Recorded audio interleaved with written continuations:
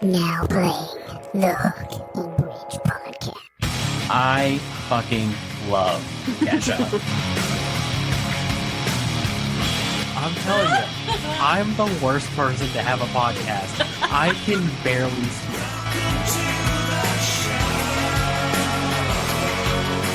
Oh my god, I love doing this! What is up, everybody? Welcome back to the show. I am Harley, your host, joined by my co-host, little sister Taylor. Hello, hello. And today we have a super special guest. This band, incredible, man. Right off the top, I just want to tell everyone that I listened to everything you guys put out so far, and you have this Dinosaur Jr. sound, and I was a huge fan of Dinosaur Jr. back in the day. You have like old school Dinosaur Jr. sound, and without further ado, everybody, let's introduce Slow Joy Esteban joining the show. Hey, what an intro that was! I felt like I was walking out to a WWE match or something. Got me juiced. Thank you so much. Yeah, I'm happy to be here. The Dinosaur Jr. reference is awesome. That means a lot. I feel like rock music just kind of regurgitate, like just recycles every so many years. So right. Every time someone compares me to a band, it's usually a band that's really, really, really good. So I'm like, okay, I'll take that.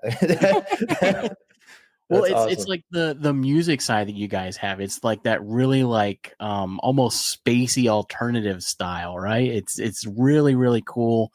Your vocals are kind of like laid in the background a little bit, and the it's like this lo-fi sound almost. It's a really, really cool sound that we haven't had in years in this industry. So thank you. No, that's super nice. I feel like I'm not doing anything new, so it means a lot to me that that it sounds fresh. You're definitely a super humble guy, and a lot of that humbleness shows through in the things that you've been a part of so far. I personally really like the song "Crawling." I thought "Crawling" was like a really staple song for you. But I'd love to hear a little bit more about your upcoming project. I know you just got off tour, and I would assume you're probably getting ready to go into the studio, right? I actually am done with the studio. I recorded an album last year. Yeah. That's always it's always a crazy process because like with like bands, you get to be like with your friends for like a month and like hang out. And like when you're done with guitar, you're done kind of thing. Right. It's all me in there. So I'm just stuck for a month. Like, oh, bass is done. All right, time to pick up my guitar hat. Oh, guitar's done. Time to do my vocal hat. So it's like a month of me pretty much calling my wife every night being like, I'm going to go crazy. I think I haven't left this control room in so long. So I just finished an album. It is like my first album ever. That's so many songs. To make an album is crazy. I've always looked up to people who've done it, and I've always shied away from it because I'm like, how on earth do you do that? So like having done it, it's been a real dream come true. And I think these songs are like something to behold. They'll start releasing. I think the last I heard was like February. So we'll start to get new music out and finally have an album, which is something a lot of people have been yelling at me about. So I'm excited to finally do it. I do have, just to pull the curtain a little bit, I do have one track, I believe, that is still unreleased. I don't want to go into too much detail, but I love it. Which one is it? Let me pull it up. Yeah. You can let him know it's his. I don't know what I'm allowed to say and what I'm not allowed to say. You can say whatever. Let's see here. I'll go ahead and pull it up. Oh no, he disappeared. Your PR department, by the way, is absolutely incredible. They are truly incredible. They're so sweet. I met them in person at my New York show, and it was just instant connection. We talked for hours. It was amazing. That's awesome, man. Yeah, they've been so polite with me over the past couple of years. Let's see here. I'm so excited. Well, like I said, they didn't tell me what I could and could not say. You know what, though? If they didn't, that means you could say whatever you want. That is true. No one says you can't. You can say it all. Yeah. Ask for forgiveness, not permission. So I actually don't know for sure if this song is out already. Actually, is For You out already? No, yeah, that was on the last EP. It was on the last. Okay, Yeah. okay. Aw. So it's not unreleased. So they haven't sent you any of the new stuff. I was so excited to hear your thoughts. Maybe I'll send it after the show. Yeah, I was gonna say if you That could would just be send awesome. it and we'll listen to it. I thought For You was incredible, and Thank you. There's another song that is on that EP as well, called King Cowboy, that we're gonna talk about later. That you have a section of that song that hit me so hard, and I'm really excited to talk about the lyrics on that side. But I can't. I couldn't find For You on Spotify, so maybe I might have just missed it. It's a deep cut on that EP. I love it personally. I think Yeah. If it was up to me and I got to pick what songs were the big songs for my career, that one would have been Pulling Teeth and that one. Yeah. Those two songs are like my favorite songs like that I've done so far, and like playing them live. I actually kicked King Cowboy out of the set so I could play For You on this last tour because we only had 25 minutes. So like when you have 25 minutes, you just got to like play.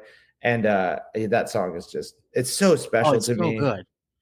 Yeah, I love the like the tonality and everything in it. And like that was the first time I felt like because I made this record with a producer named Mike Sapone, who's like just someone I looked up to my entire life. And I got his like seal of approval on some of the guitar work, and I was like, oh, okay, this is the first time I felt like I was like an actual artist in my life, and it was a special moment. It was a waning thought though; it went away pretty quickly. I was like, I'm just Again, you're such a humble guy, man, and let's talk a little bit about that humbleness. I read where you kind of stated that the universe let you have a music career. So, deep thought.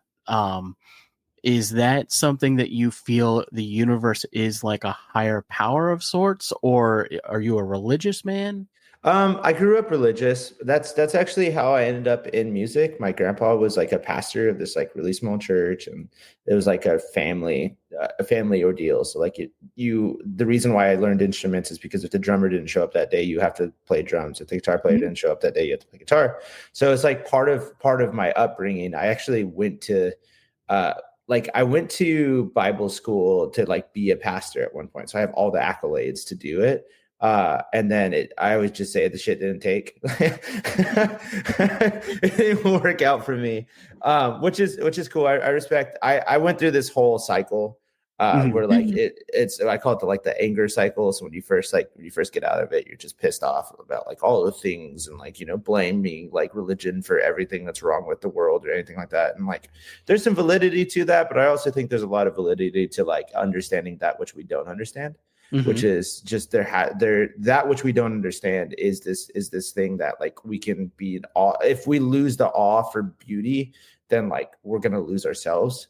So I've kind of come back around to like I think in the religious topic, like I think like if you can define a God, then it's too small. And like I think like that's why I use terms like the universe or like these big. It's just this overarching idea of like that which we don't understand. Right.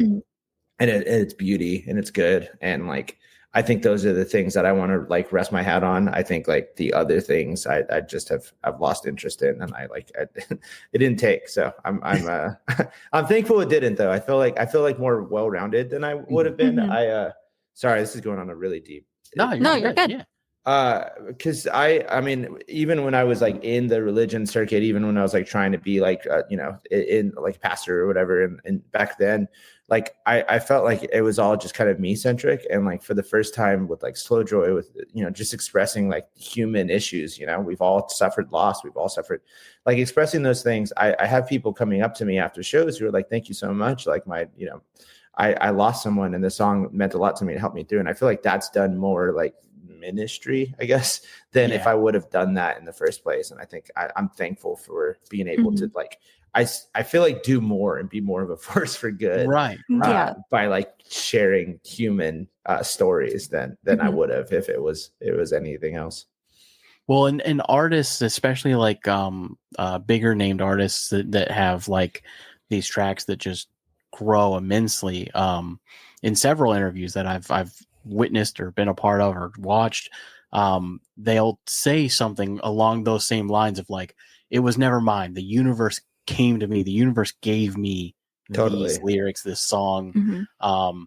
So is that how you kind of feel about your music? Is it's not yours? Yeah, no, I mean, I think the less, like, the more you get into that flow state, the more you don't think about what you're doing, the more like beautiful it is. And I think that has to come from some other source. I think I didn't fully understand it until I read Rick Rubin's book, Mhm. fantastic book, The Creative Act. And he basically described what I'd been feeling my entire life, which is just the source, this thing that exists. And it gives us, it moves through us, and you just got to be open to the source. And like, I really do think that is a thing that does exist, because like, you're just not thinking, it's just flow state, you're just like letting it happen. And I try to be in that moment as much as possible. Now, when you get in that moment, does it require a very immense amount of focus and isolation? I think it's effortless. I mean, it's just like anything else when you're, in the gym and you're just running. The runner's high is like another version of the flow state, or when you're doing it exists in every other thing. And I think with writing, it's very similar. I would say personally, it's harder for me to get there for writing than it is anything else, because I want it so bad. So I keep it like with like a tight fist, and like usually it's mostly me like learning how to open up that like that palm the whole time. And that's a really hard thing for me to do. So I think it takes a lot of focus to get there, but once you're there, hours turn into seconds, and you get back. Right. Like, wow, that was like a really special moment that I had. Also comes in spurts, it's an interesting force that like we all get to experience. Yeah, absolutely. So talking about writing, would you say that writing, specifically lyrical writing, right? Not melodies, not the music, not the composition, but the lyrics has been therapeutic? I would assume it's got to be a very therapeutic process for you. And is there something that is like a driving force in your writing, something that maybe you've dealt with in life that is like this driving force to push you a little further than normally? Yeah, I mean, I have a few. First off, yes, it can be very therapeutic. I think a lot of my writing comes from just kind of diving deep into specific moments. I don't like, how do I say this? I don't like just putting words to put words. Like I have to either experience them or put myself in them. And that is usually coming from right now in my stage as an artist. It's coming from like past life experiences. I a lot of my like earlier writing, a lot of stuff that I still kind of deal with is with loss. My family has suffered quite a bit of loss in the last few years, which is I lost my grandpa, and then after that I lost my mom, and it's just been kind of like a tougher, emotional experience. So that was kind of the starting point for Slow Joy. Was losing my mom and like feeling like, okay, well, I'm not going to do this anymore. And then in therapy, she recommending using music as a way to process that grief was what like showed me, oh, okay, you should be using these things, you should be telling these stories, and when you share those stories, you'll see how many people actually like connect to those stories. And that really pushes me to really work really hard on the writing, because it just matters. And the other thing is just I'm a little bit behind, I would say, in my career, as far as like I'm not a 21-year-old kid who's like excited to jump in a van and live in a van for the next 10 years of their life and like all that stuff. So I do recognize like the difference between someone who can like feed their families and live comfortably with their family and all of this stuff, all this life experience I've gained from being 30. Like I realize that the difference between that and and van touring and all that stuff is just how good your song is. So I'm very, very focused on like, is this, you only have so many shots at this. So like, is this something you want to look back at and be like, oh, he's only 20 and I like wrote this like terrible lyric, or you look back and go, yeah, all of that holds up. All this makes sense. And once you have the ear of people, I mean, are you utilizing it properly, or are you just squandering it? You know, I really look up to artists who just really, really focus on like, what am I trying to say? How am I trying to say it? Is this the best that it can be? Is this, you know, as big as it can possibly be, like song wise? And I think that's something I really, really focus on above all else. I'm like weird with like, I don't really care about guitar tones. I don't want to like A and B 17 pedals, but I will like sit there and agonize over a line to make sure that it is saying exactly what I want it to say, because that's what actually matters when it all comes down to it. Oh, and that's 100%. and that's the difference between, you know, touring in a van and moving somewhere else, you know, forward with that. And like that, I don't know. I know it sounds weird, but it's just like as I'm a little bit older than the usual starting up artist, that like artists who haven't had an album yet, I recognize that. I'm not gonna like waste that, you know. No, lyrics are like my thing, man. Like I write as well. I grew up playing guitar and had a small music career in this kind of similar vein. I moved away from my family and started a life with my wife, and just kind of put that aside, right? And said, okay, well, I want to focus on what matters to me. And right now that's my family. And maybe someday down the road, I'll come back to that music career. But yeah, lyrically, like I've never written something that I didn't stand behind the emotion and the feeling. Yeah, I totally get it. And actually, so speaking of which, so how do you go through the process of bringing simplicity and depth together?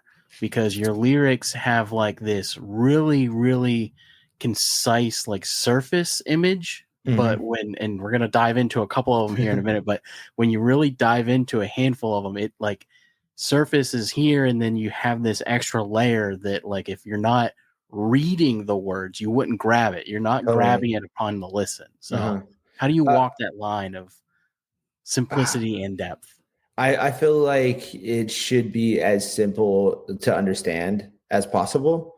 But also like, I don't know, I always try to whittle things down to like if you could say it in 5 words, say it in 5 words. If you can say it with like less syllables, say it with less syllables, but never lose the depth of what you're trying to say. Cause the reason why you're trying to say something matters the most. I think I really got that in the last few years from, I mean, obviously listening to incredible writers like Isaac Brock from Modest Mouse, and like just incredible, like what you can say in a line is huge.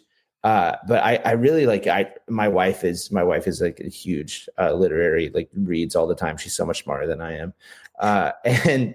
And so she showed me the concept of, I was listening to this Idol song, and it was like a 6-word story, and it was like baby shoes for sale, never worn. There's this beautiful line. I was like, oh my gosh, you're telling so much of a story in that one sentence, like baby shoes for sale, never worn. And that's a crazy like concept. And I started to realize like, you don't have to use flowery words to get a good point across. What you have to use is have a good point to get across, then whittle it down from there. We call it word soup over here now. It's just like too many crazy words, and you're just like, okay, what are you saying? You know, you're saying all these huge, crazy, sounding things, but you're not actually saying anything at all. And it's so interesting too, because being in like, and I'm sure you're involved in this too, in like writers groups and stuff, like they're all about the grammar and like the literary terms and following these structures of like, oh, that word's been used a million times. Let's find a new way to say that particular word, and these larger vocabularies, right? And flowery words. That's all it is. Yeah. Like you don't need the fluff if the message is good. So that's a great way to look at it. I have the luxury of being able to get away with it because I need certain amount of syllables too. So when it comes to like actual like writing like, stories and stuff, it is different. But I also recognize the fact that like that's kind of like focusing too much on your tone, you know, or like your what your gear is, and not Yeah. focusing enough on like what you're trying to say. It's like if the story is good, you can get away with like a couple of like grammatical errors. If the story sucks, I'm like, what are we doing here? You know, you're not going to fix it. And I otherwise. think that brings into your sound as well, like comparing you, like I said, to Dinosaur Jr., like it adds this airiness to the music and kind of lets things speak for themselves. You can have this breath of silence and still fill the gap with emotion, which is unique in your genre, right? It's not something that a lot of artists are able to do. It's typically these really short, sweet, punch everything into 2 minutes, and you're able to say a little bit and give the room time to adjust to what was just said, which is a nice breath of fresh air in your industry. So thank you. No, that means a lot to me. I think that it really does come from not paying attention to the left or to the right of me. I'm really paying attention to the like what the greats. I don't like right. Smells Like Teen Spirit's a fantastic example of like just a song that like he's just saying it, you know. It's like, why am I I'm gonna focus on that instead of anything else? So I don't need to know what another, you know, modern emo or alt rock band is doing. I need to know what the greats did back then. Absolutely. So I have noticed while sitting here that you have a small record collection behind you. Yes. Walk us through some of those records on the wall there. I'm a record collector myself, so totally. I don't have a ton of records. I have because we don't have a lot of space. So these are just some of the ones I really love. So starting from here, it's so funny how much it ranges to. But so starting from here, that's Arcade Fire's Reflector. Incredible album. I love Arcade Fire so much. I think their latest album was, you know, I'll forgive it, but the rest of it has been so good. And I think Reflector is like one of those albums that like you can start from top to bottom and just really like, focus on. Timeless, man. And incredible like lyric writing. Like some of the between that and it's hard to differentiate which one I like the most, but they're one of those bands that like between that and Neon Bible, it's like really tough to be like, okay, which one do I like more? And I think I personally, I like the way that record looks better, so that's why it's on the wall. But those two albums are incredible. It's super iconic cover too. Like, that's the only one on the wall that I knew from a distance. So yeah, well, and then two of them, it's not super fair because two of these are like the same album, like this one, and then I'm trying my best to like make sure that these two right there are Kings of Leon's like newest album, or not the newest now. Actually, it just Can We Please Have Fun is the newest. It's the one before that, When You See Yourself. Not When You See Yourself. Oh my gosh, I'm the fandom is gonna kill me now. Anyway, fantastic album. I bought it as soon as it came out. And it's like I love that band so much. But I love these photos that they have inside the album. So I took it out and I put them on there. So that's yeah, the two Follow Wills. I love those guys so much. And then up here we have Idol's Crawler, which is an incredible album. I love Idols. I've recently just become a massive Idols fan. And so that was like the first album that I really got into. Then I went back and listened to their stuff, but that one was the one that got me in. They've since released an incredible album called Tank, and it's like perfect top to bottom. I love they're really good at juxtaposition. So it's so good at like, I'm going to yell over some pretty guitars, or I'm going to like sing over some others. They're just so good at like, everybody knows them as Chaos, and they are chaotic. They are like an experimental band, but they're also really good at creating these really beautiful moments. The first song on that album, MTT 420, is probably, I listened to it in my car at like, we have a grocery store, and I just turned it up and I couldn't get out of the car. I just sat there and I listened to it for so long. It was a blissful experience. I'm gonna have to check them out. I gotta write that down. You said it's called Idols? Yeah, Idols is an incredible band. I definitely thought before when you said Idol, you were talking about Billy Idol. No, not Billy Idol. I was like, interesting.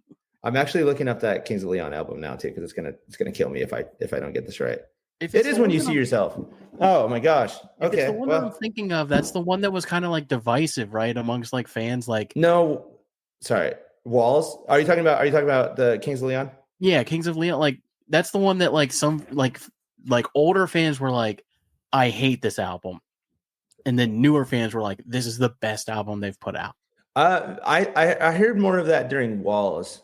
Maybe The that's the album one I'm before thinking it. of. This one was like, oh my god, they're finally back. Okay, Because okay. Walls was pretty good. It had some really good singles, but this song was so good. I can't believe I should have just confidently said. I know I love that band so much. I should have just confidently said it. But I loved their older work. I didn't follow them after the one with like Sex on Fire. oh, so good. What a great album. Only by the Night. The album right after that. So there's two more really good ones. There was Mechanical Bull, which was like, you should definitely listen to that album. That's super good. And then the album right after Only by the Night. Look, I'm gonna look it up because I'm not confident about anything. Come Around Sundown. I knew that. I just had to make sure. Come Around Sundown. Again, a really good album, a little bit more country. And then they kind of like hit that lull on Walls, which it was a good album. I like all their albums, but I think they just like had this really special thing going on early on. Right. And then like When You See Yourself was like, okay, we're returning the form. And I think Can We Please Have Fun has like more of that. But yeah, I think they're at that stage now with like what producer's going to tell them to change anything. Like they're just it's gonna be like the way it's gonna be, and that's that. So I respect it, but I love those old like hungry albums, you know. Right. And then so I have actually two. You would think that I'm the biggest Citizen fan on the planet. I have two Citizen albums up. I think Youth is the album I actually really love from Citizen, and then so I love this one a lot, and I'm actually like a decently okay. Like Citizen is like one of the bands that got me into this genre again. But I'm not like a diehard as you would think from having two of their albums up. But they're really good, and I really love the way those two albums look. I think Youth is like one of the more iconic album covers of all time. And then Foals, which is like just an incredible band. They were something that got me through the 2010s, but that they were like tough, but they were still doing that like dancey, jingly, jangly thing. Oh, okay. But I really like that album. Both Mountain at My Gates is like one of the craziest songs of all time. So they're definitely worth listening to. Hell yeah. All right. Well, I'm definitely going to look up Idols because I'm very interested in that. I'll tell everyone Idols and Fontaines and Kneecap. Like, listen, the across the pond, they're making some. I don't know what's in the water over there, but they're making some great music right now. So, Idols, Fontaines, DC, and Kneecap are like three of the best bands to listen to, or acts to listen to right now. So you just came off of tour, first US tour. Yes. How was it? What was the experience like? Long. It was 6 weeks, so it's like long even from like tour perspective. Like it's a very long tour. It was crazy. It was interesting. So I was opening for a pop punk band. So it was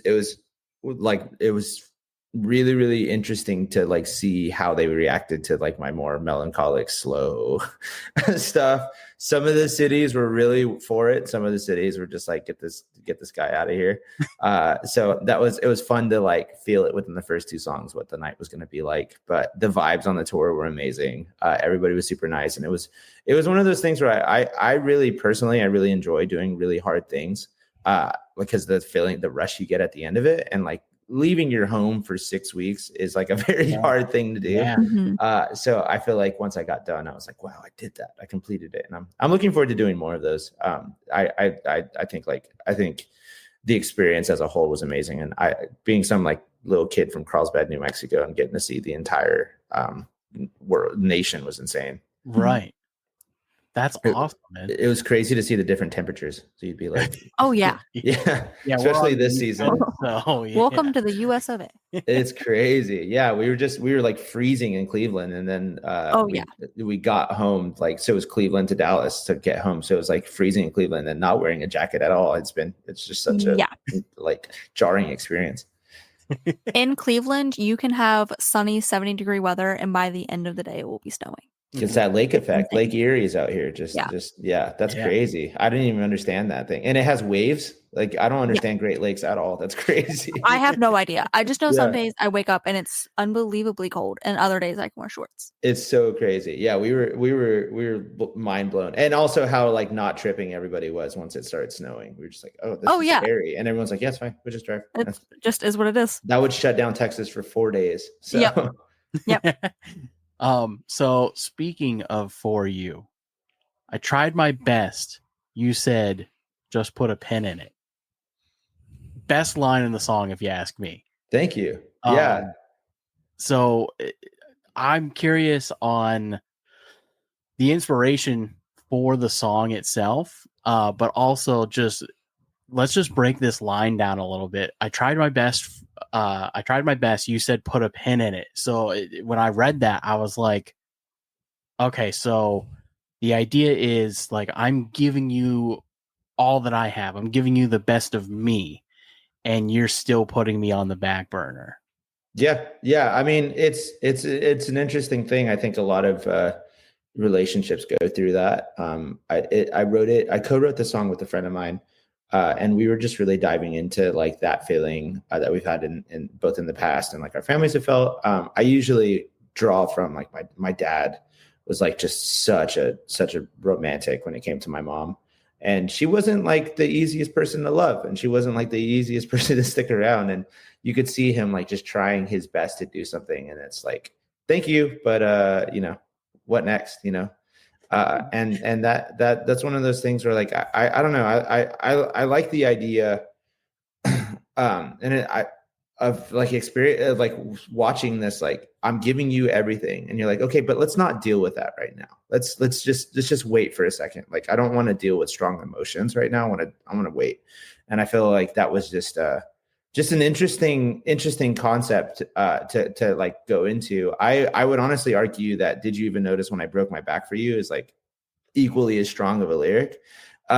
Because it's the same concept. It's like, have you not seen like what's going on here? Right. But and obviously it's never hard. I would do that for you, which is, it's just this like concept of like very, very toxic. Like you shouldn't be in a relationship like that. Yeah. And we've all seen that.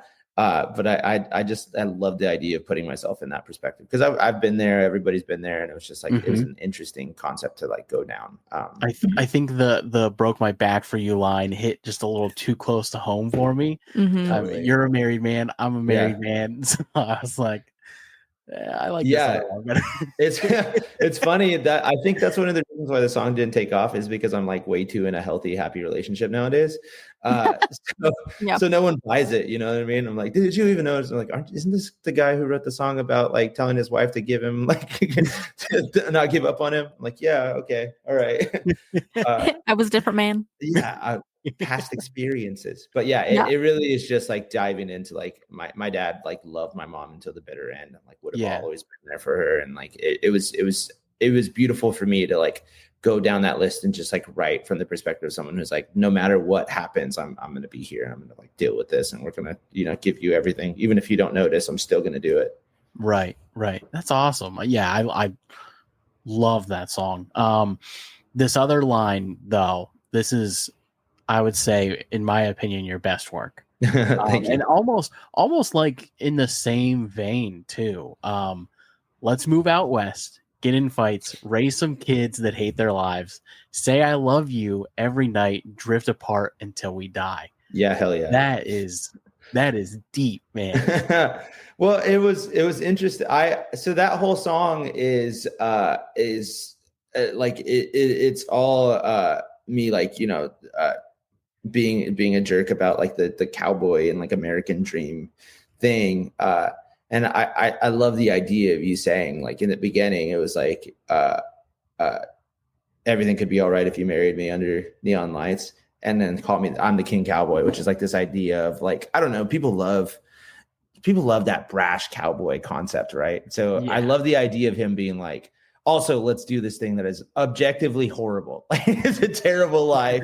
It's like American modernity, like American to like a T. It's the dream, and we've all seen it. We've all seen the couples, the older couples who are just like hate each other, but they stay together for the kids. And I love like hearing all that, hearing all that while also being so confident about it that you're like, I'm the king of all cowboys, and like yeehaw, And it's so funny to me. I love like the satire of that. And I also love that people are like, a lot of times don't get it. They're like, why are you singing a song about a cowboy? You're trying to do the Beyonce thing. I was like, no, you don't understand. I'm making fun of it. And it's so much more than that too. Cause like when I read that, I was like, to me, like that King Cowboy reference, you can take that reference in any aspect of a career path, right?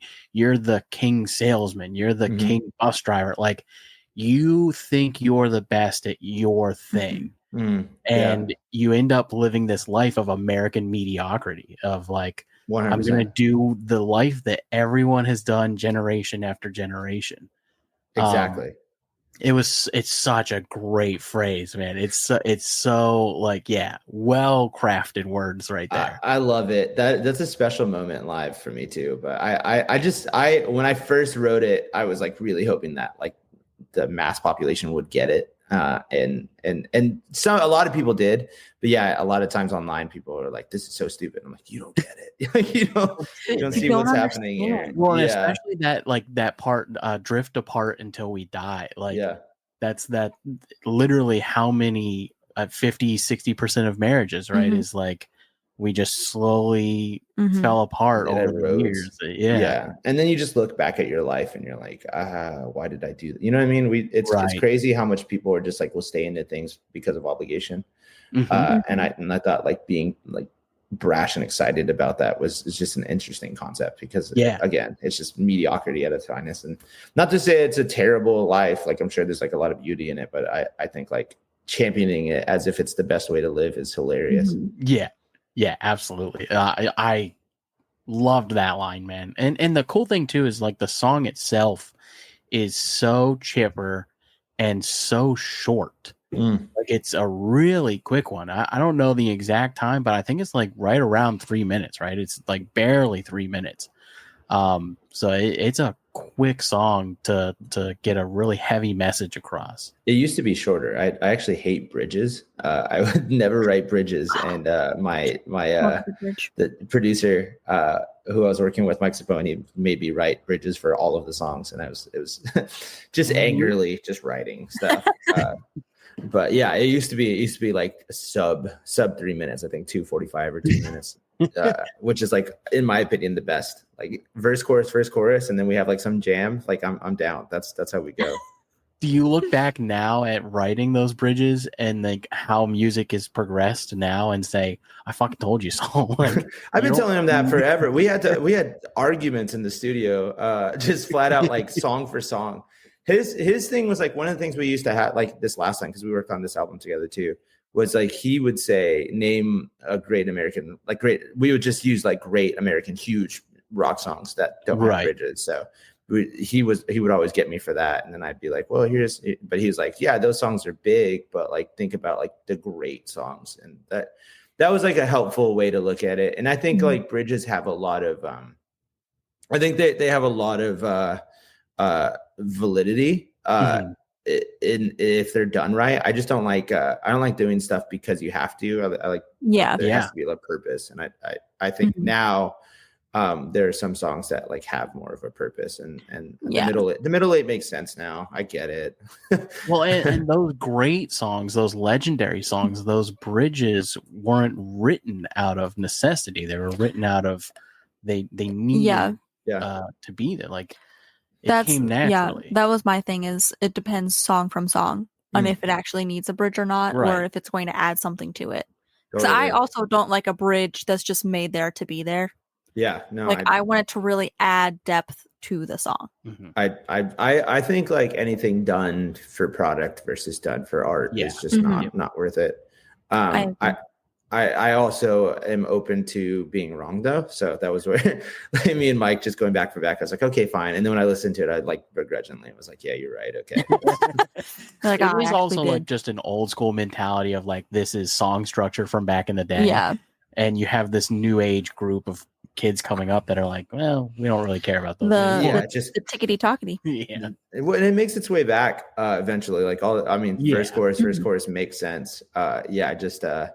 I wasn't for it. Now I get it. Now I'm like, okay, when it's supposed to be there, it's supposed to be there. I think like song structure is just so fascinating. And like, we're the only art form that repeats things, which is interesting. But I like it because I like the earworms. I'm a pop writer at heart. Right? But it is one of those things. That writing that song was funny because I was just in the studio. I think I only had like an hour to go write like most of the bridges in that EP. It was fun. It was a fun argument. Well, and I don't know. So do you only play guitar, or no? You play all of those instruments on your albums? Yeah. I've done everything besides drums. I did drums one time on a single called "I Don't Hate You," and I instantly was like, never again. It was fun, but it's too many things. Like once you get, and I actually just hired an engineer for that one. I didn't have a producer, so I was like producing and drumming, and didn't like, it was just too much of me. I was like, okay, let's get another thought in. And now when you're working on albums, like you're in there for a month, and I'm like, do I want to be in the control room nonstop for a month? Like that doesn't right. And there are drummers in my life that are so much better than me that like, why would I do it myself? Yeah. No, I get that. Guitar and bass, those are things that are like so feeling based on the album, and I can't offload those. They just matter to me too much, and I really care about the feel of stuff. And sometimes someone can play a chord to you and like it just doesn't feel right. So I'm very specific about those. Well, and coming from a guitar background, for me personally, writing bridges was always like the biggest pain in the ass. Like I want to play my guitar solo, I want to play my chord progression, my hooks, and then just end it there. But you got to throw in that little change. And what chord progression works here either? Like, it's always so frustrating. Yeah. Yeah, I always ended up taking my solo and just like saying, okay, well, I'm gonna up key that, and that's gonna be the bridge. And then we're just gonna transition it into the solo. It's so interesting. You have to be focused on it in the beginning, otherwise it like will lock you in the studio. And it's also so scary because you're counting down the hours. You're like, I hope I finish this song. You're paying, Yeah, so that's definitely something I've learned. This last time I went in the studio, because we did the whole album and then we did another week and did a couple more songs, and I had just a couple ideas in my back pocket just in case, and they saved my ass like a couple of times. So what do we have coming up for Slow Joy? What does 2025 look like? Hopefully it's going to be a big year for the Joy. I'm very excited. So we have the album coming out. Singles will start releasing. I'm going to start doing some headliners starting in February, March, and April. So that'll be really great. Just hitting a bunch of markets that I had hit on this last tour, but now as just the pure Joy. Things are like always a little bit topsy-turvy, a little bit weird for like Slow Joy. It's like this weird thing where like usually the rule is like you get a breaking artist and then you put them on like a bunch of tours like where they're opening, and then and then you do the album, like stuff like that. And it's always been so backwards for me. So I'm like going on tours like doing some headlining shows just because it's like, okay, well, we couldn't get the opening tour, so let's just go see people. And like it's been an interesting move for this. I mean, we didn't do the album for 3 years or something like that. And it's like, everything's just been a little backwards. And I think that's just the way it's supposed to be for me. I've come to terms with it. Conventional wisdom doesn't really work in my life. So everybody listening, Slow Joy's music is available for you right now on all platforms. Spotify listeners are through the roof, man, for how early on you are in your career. Like it's hitting. And thank you. I think this is going to be your year. I truly do. Like I said, it's such a breath of fresh air in that genre. Like we just need more people like you putting out that type of music. So yeah, thank you so much. No, I'm really thankful for it. I hope I'm glad it connects to people, and I hope it continues to connect. Hell yeah, as we move forward, So all of that being said, are we ready to play a game? Game time. Game time. I've been looking forward to it all day. So, are you familiar with a game called Cards Against Humanity? Yes. Yeah. So I have this little game that we like to play here called Mixtape. Now, Mixtape is like Cards Against Humanity, except you give the title of a song for your answer. And it's a great little exercise to kind of get a little glimpse of how your brain works. I love this game. Is it actual like songs? Like we Yeah. So it's song titles. Okay. Yeah. It is anything you want it to be. Yeah. Really. I was gonna say, because last time we said song titles, we confused some people. Yeah. Like this. This is a great one right here. Go ahead. So, pumping your gas late at night in a deserted part of town, you enjoy your own little dance party to what song? Man, this is gonna be really tough. Sandstorm. Sandstorm's a great choice. You are a millennial. That for sure played at a homecoming. I guarantee. It's been our like joke song for years. Like every time we get in the van, we just play that song. Taylor, what would you play? You're alone in a bad part of town. In a bad part? Well, deserted part. I consider deserted bad. So I'm trying to stay away from Sabrina Carpenter. I've been on a Sabrina Carpenter kick, as I'm sure every woman has been lately. She's crazy. She like doesn't seem like an actual human, like a real person. I agree. She looks like she's not real. Not real. It has to be a robot. There's no way. I don't know. Probably. Oh, why can't I remember? Pitbull. Probably something by Pitbull. Like Fireball or something. Fireball? Yeah. A little Hotel Motel? Yeah. Okay. Yeah. Mr. Worldwide. Mr. Worldwide. I was sent for Halloween, bald cap and all. I would have to say Get Low.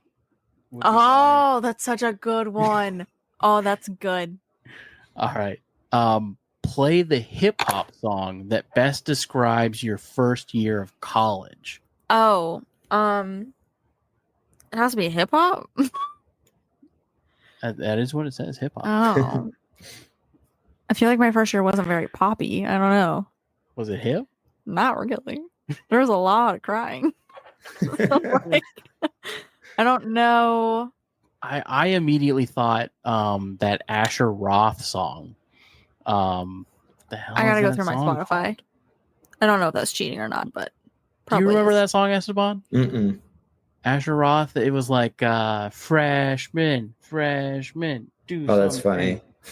Keg stand, keg. Oh, what was that song? I Love College. Yeah. Yeah, great song. Truly, I don't know. Get Low.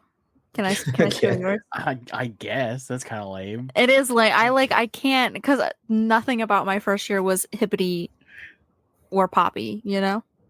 Are you a hip hop guy at all? Yeah, no, this one's gonna be tough because my first year of college was awful. That's what I'm saying. Like, it doesn't have to be. I can't pick a song that I like. Yeah. No, I sorry, go ahead. Oh, sorry. I was gonna. Tipsy is what I've decided. Oh, Tipsy, that's a good one.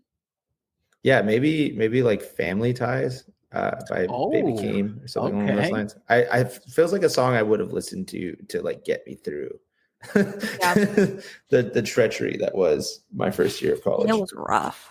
And then it just didn't get better, which is crazy. Yeah, I carry on this, like I wear it like a badge of honor, but I got kicked out of the same college that Jerry Lewis did. So really? That's pretty cool. Yeah. Congratulations. That's pretty cool. Yeah. His was a cooler reason. He played because it was like a Christian college or whatever. So he played one of the songs in like a hippity hop or what do they call it? Rockabilly style on the piano, and they kicked him out. I just didn't go to class. So that's fair. That'll do it. Yeah, it kind of works out. Yep, that'll do it. I also didn't go to class, but they still let me go. They were just like, "You want to come back?" And I was like, "Not We'll really. take your money. Yeah. That's fine." Yeah. I was too scared to skip class. Really? I never. Oh, you missed out, bud. I physically even thinking about it now, being graduated makes me physically ill to think about skipping class. Oh, that's cool. Yeah, I can't. If they wanted you to show up to class, they shouldn't have it at 7:00 in the morning. That's crazy. I mean, I was in a very science-based major, so I had to be there at 7:00 in the morning. Respect. No. Yeah. Yeah, I can't drink on Sunday and go to school. I also on didn't Monday at party. 7. I didn't go to one party while I was in college. Also respect. Well, so I'm like a goody two shoes when it comes to that type of thing. I really am. It's awful. But my boyfriend said that we went to the same college, and he said that he went to a party one time and they were doing cocaine. And he was like, "Oh, this is not for me." He was like, "This is not my type of party." So. Yeah, I was like a rebel for where I was, so we would like sneak out to the local breweries. But it was like, I mean, so tame. Have a couple of beers and then come home. Like, it was pretty chill. Yeah. But that was like the big bad for where I was. See, I didn't sneak out and go to parties. I just had the party. I was gonna say you just see that's not Respect. even fair though, because I'm the youngest and a girl, so I didn't get to do anything fun That's ever. fair. I wish I would have had the normal college experience. I feel jealous when I hear It wasn't yeah, good. it could have been. It wasn't. It was a lot. A lot That's of fair. tears, a lot of assignments that had to be done. It was Exhausting. Yeah, exhausting. that's fair. Yeah. What song or band changed the way that you think about music? This is a great question. Oh. Do you want me to go first? Yeah, you go. Yeah, I first. got to go through my Spotify. I don't know. Oasis. Oh, What a Wonderwall. band. Oh my gosh. If you listen to What's the Story, Morning Glory, and you aren't just Mhm. blissed out, you're crazy. That is, how? there's like 7 world-class singles back to back. Yeah. Oh, yeah. How do you Noel feel was about the on new something. tour? I'll believe it when it happens. Until they're on the downbeat on stage, I'll believe when Yeah. I think I heard there's like some betting odds for like whether or not they're Oh, gonna really? like finish out the tour, and I think it's you're an underdog for them to finish it. Like you'll get Mhm. paid out way more if they finish the tour versus like if everybody like is betting more on them not even finishing the world tour and stuff I'm like that. just hoping that they do one date in the U.S. I think they announced US dates. Yeah, but I don't know if they're gonna actually. They're actually have it happen. I don't know if they make it past the UK tour. See, that's why I didn't buy any tickets this time around because I was like, I don't want to get my heart broken. And like Yeah. if they're back like they say they are, they're gonna come back around. It's gonna be cheaper. So I'm Yeah, gonna do it. I'm yeah. gonna do it later.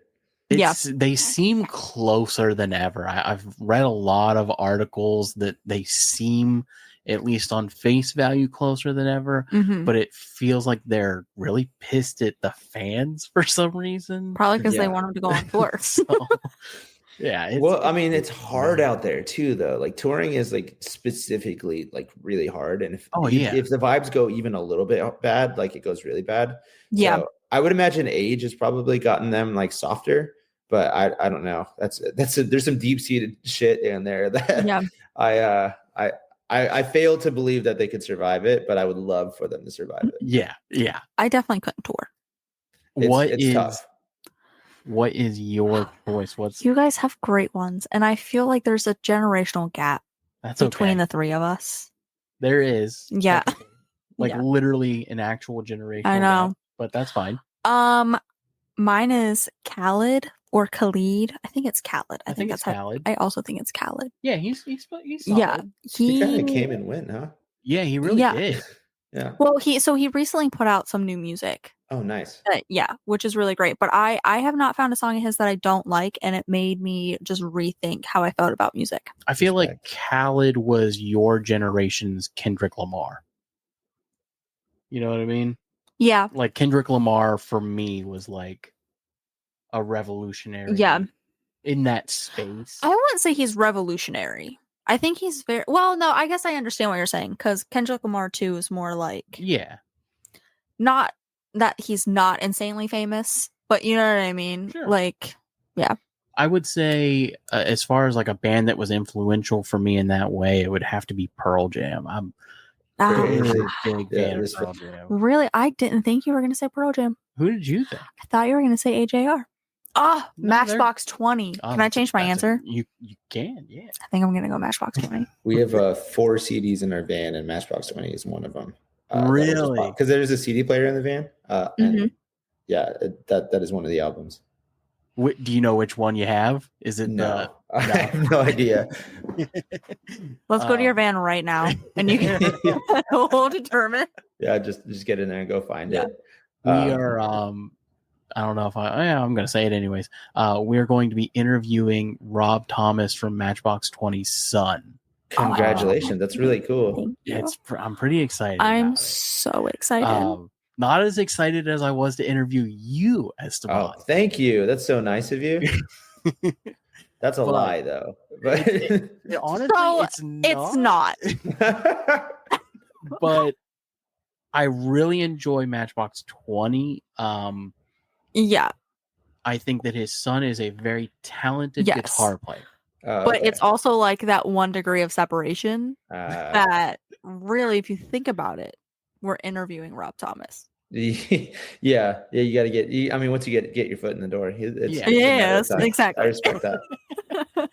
No, I genuinely like, dude. I know I've said it a lot already, but like, you're really a breath of fresh air. Like I listen to so much music Mhm.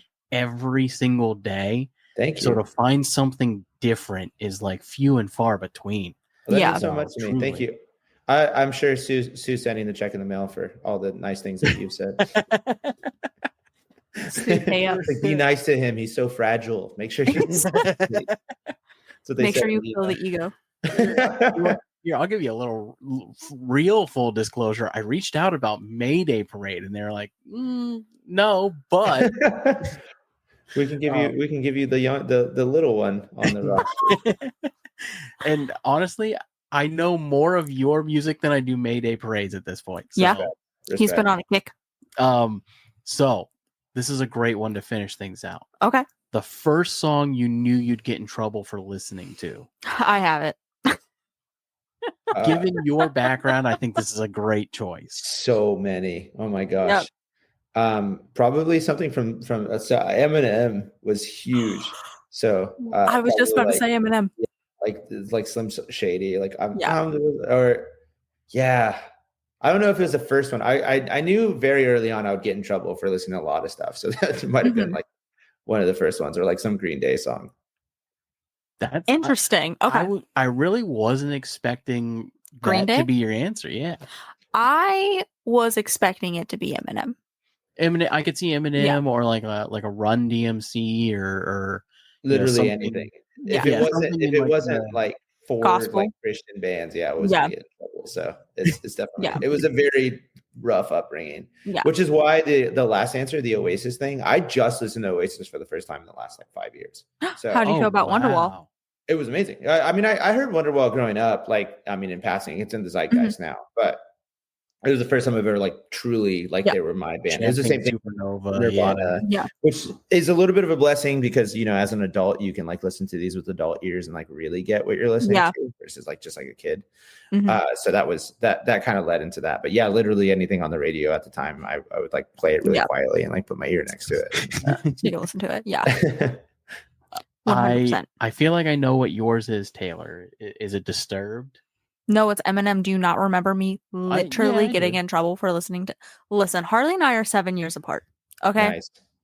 And my mom wouldn't let me listen to a lot of the music he listened to. Not that I could only listen to like Christian music, like it wasn't that, but for some reason she just had it out for Eminem. But when you look at the songs she listened to and she let me listen to, I'm like, I don't know. Society had it out for Eminem back then, though. He was the big dad back then, so. And I remember we didn't share. Harley so graciously let me be on his iTunes. So I listened to it on my iPad. You had Eminem music downloaded. And not only did I get in trouble, but I think you may have also gotten in trouble. The bad influence. Bad influence. And now look at me. Mine was Disturbed for sure. Yeah.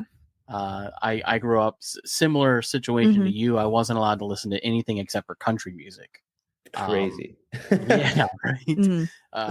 So selective. And like, have you heard country music? Like, I know. It's like that one's fine. We'll let that one slide. Like 13, they started letting me listen to classic rock. When did you start listening to Save a Horse, Ride a Cowboy as country music? Oh, that would have been, 10, 11. That's what I'm saying. Like, when you look at country music. But because it was country for some reason, it was okay. It's a very interesting selective take. Yeah. I found Disturbed when I was 15 and Down with the Sickness. Classic. Came on in the car and my mom was like, absolutely not. Godsmack was another one. Yeah. Anything. But I love our mom so much. But only because their name was Godsmack could we not listen to it. Like, if you played the song for her, she was like, oh, I like this song. This is a good song. And then you'd be like, oh, it's Godsmack. She'd say, absolutely not.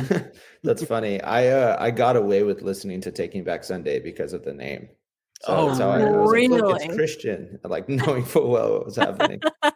Now, all Yeah. of that being said, there Dark. are a couple of Christian bands that that are solid. yeah, like Casting Crowns I always Yeah. liked. Oh, That one that we went and saw. they went and saw Newsboys. the Newsboys. I yeah. love What a Newsboys. What a weird demographic. Like, if you think, I've been thinking about this a lot. It's crazy to think that like it has its own market, like entirely its own market. It has entirely its own bands, and like sell out like stadiums and stuff. Yeah. because which is like crazy. You get the God bump, so you can sell way Yeah. more tickets.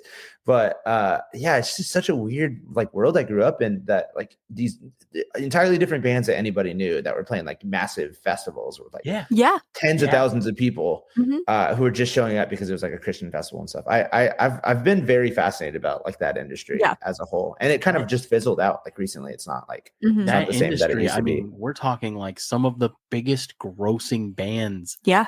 ever. Crazy. Insane. I mean, and it's set the like there are so many bands who are coming out of it now that are, I mean, even in the like the hardcore like world that were just, you think about your Under Oaths and your bands like that, like so many bands that were influenced by bands who were in there.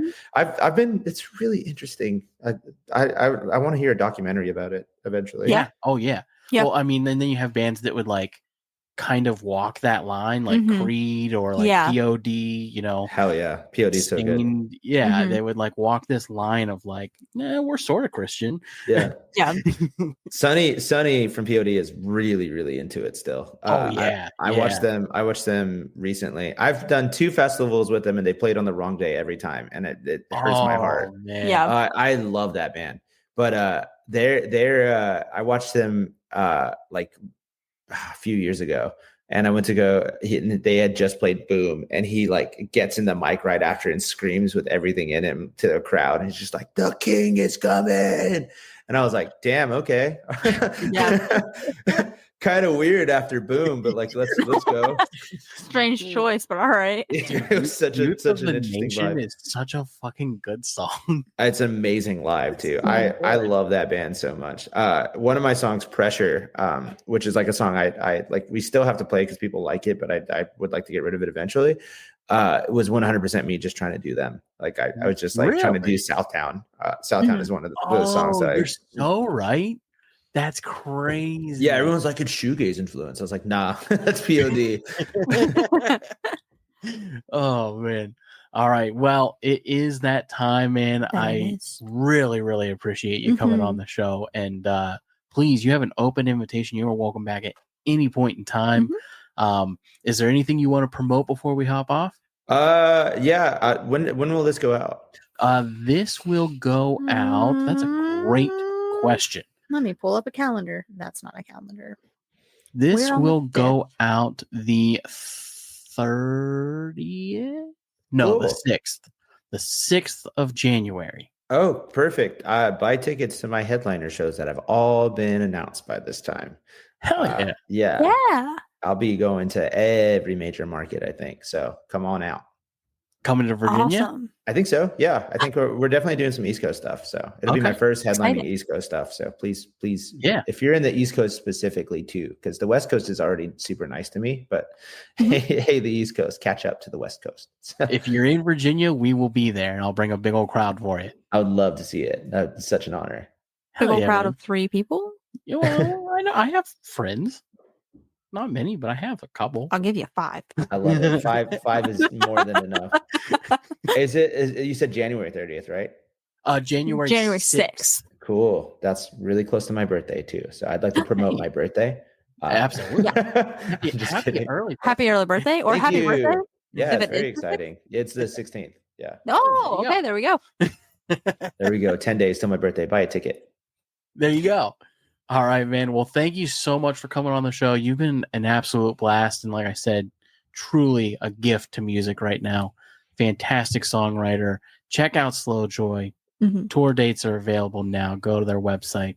And we'll see you out there. Thank you. Thank you so much. All right. See you later, man. Bye, y'all. Peace. All right. It is that time, All buddy. right, everybody. Is this guys, I don't know how to use a microphone. I keep anyways, can you hear me? Yeah. Yeah, I can hear you. Okay, cool. If you liked today's video, go ahead and give it a big thumbs up, subscribe, and don't forget to hit that bell notification so you can get notified every time we post a new video. And as always, we have our Instagram and Patreon. Tasty Tunes is up now. Exciting. And yeah, go enjoy all of our stuff. It has been real, everybody, and peace. Thanks for listening to the Hook and Bridge podcast.